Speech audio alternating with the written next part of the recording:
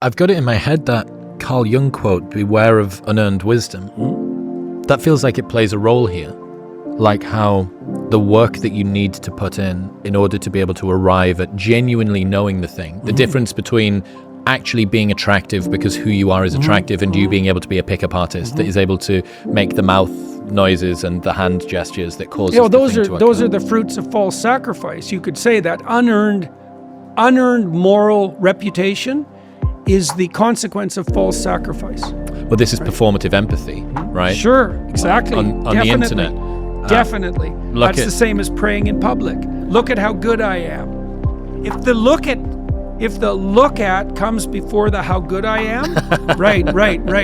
It really wreaks havoc on the good claim. It's also, I spoke to Douglas about this, it seems to almost be a predictor. It's an identifier that you should be a little bit more cautious about what this person's doing. Definitely. You know, if every single person that's super sweetie and nicey, Lizzo. Do you see Lizzo was in the news recently? No. So she is a artist, singer. She the one that got in trouble for abusing her close compatriots. Her dancers, she made her dancers eat bananas out of the vagina of Amsterdamian strippers. Douglas said that he... Oh yeah, that's a little on the hedonistic power mad side. Well, she was supposed to be, this bastion, for the girls and body positivity and all this stuff, but it turned out behind the scenes that she was treating her dancers terribly, body shaming them all of the time, but she was the one up front that was the vanguard of this particular movement. But you'd seen the same with, was it Jimmy Fallon? I think he was caught up in a furor recently that he was a tyrant to work for and yet out front. Ellen DeGeneres, again, the same. It's almost actually like if somebody is... It's very much like that. Overloading on the sweetie, nicey, I am here for the underlings, that you go, I'm a little bit suspicious of what's going on there. If you need to proclaim your purity and your good standing, if it's all words and opinions and not deeds. One of the commandments, one of the 10 commandments is do not use God's name in vain. Okay, now people think that means don't swear. And it sort of means that. That's one of its tangential meanings. But what it really means is do not claim divine motivation for self-serving behavior. Right? And that's performative compassion. So what you do is you elevate compassion to the highest place. So you make it your God, which is a big mistake because whatever God is, he is not merely compassion. You elevate compassion to the highest place.